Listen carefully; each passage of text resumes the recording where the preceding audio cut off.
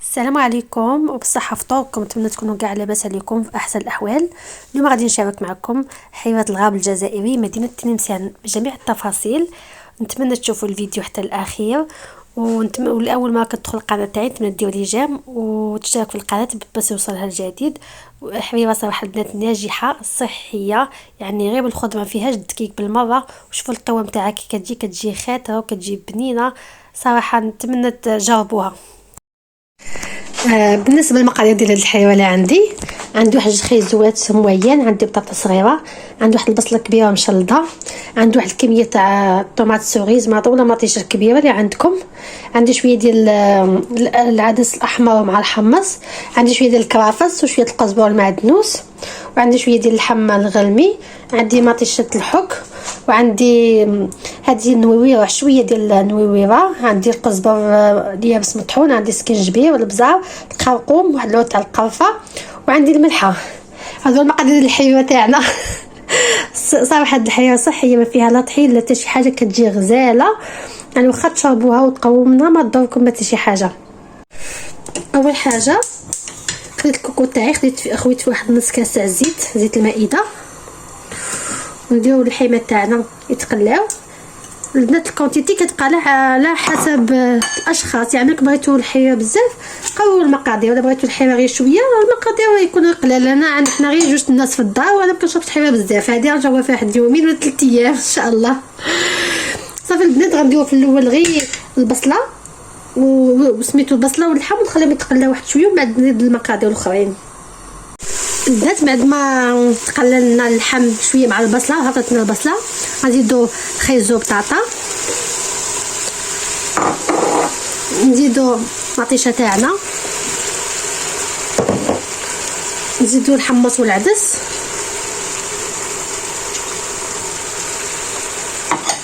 نزيد الكرافس، قزبر معدنوس،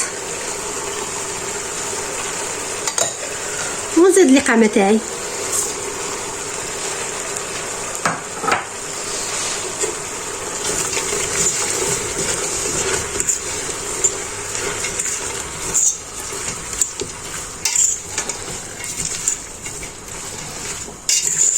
صافي البنات غنسد عليهم واحد ماشي نسد عليهم غير نغطيهم، يعني واحد 15 دقيقه حتى 20 دقيقه. هاد الخضره بحال كتطلق الماء تاعها وكتقلى لي شويه، ومن بعد غنروي نديرو الماء تاعو ونحط كلشي يطيب.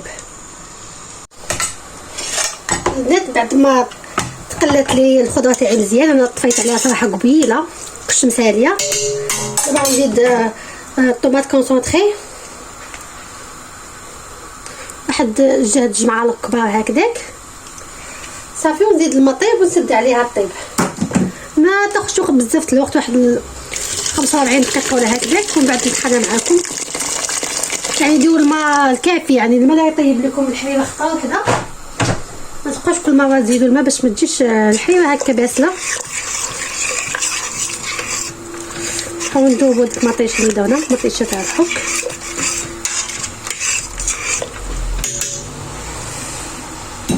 صافي الحليوه تاعي البنات.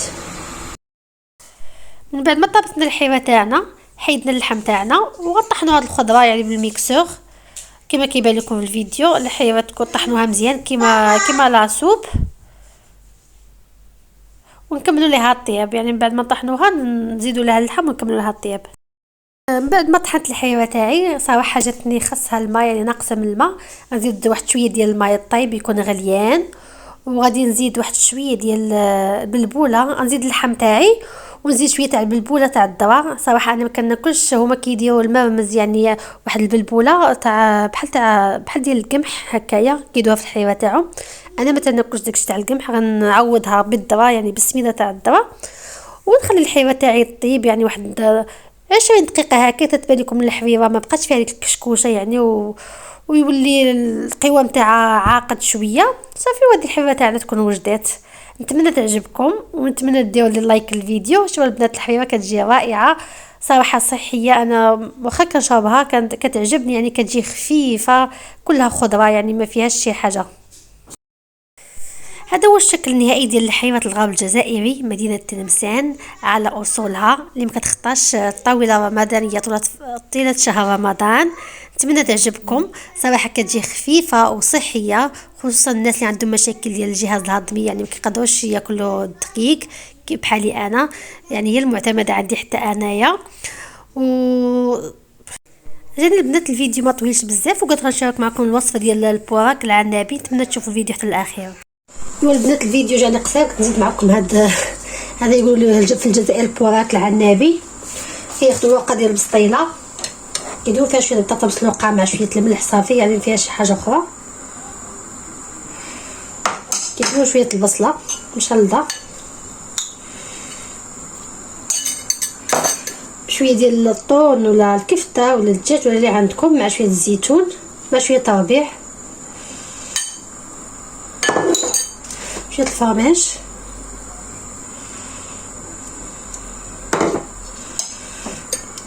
وشويه البيض البنات، البيض خضر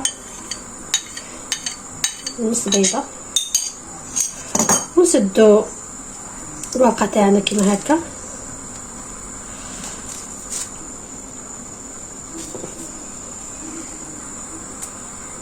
الزيت عندي واسخن ولا كي صافي البنات، نهزوها كيما هكا، نسدوها ونحطوها كيما هكذا.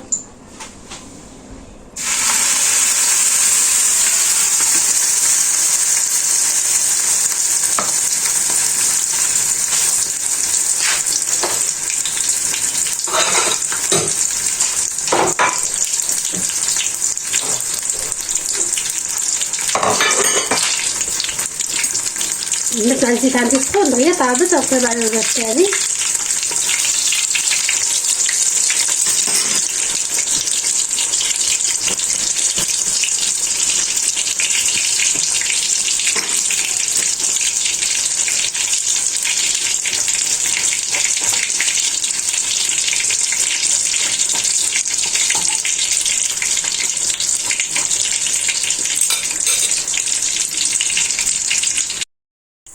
هذا هو الشكل النهائي ديال البوراك العنابي. نتمنى يعجبكم، والى فيديو لاحق ان شاء الله، ونقول لكم رمضان مبارك سعيد.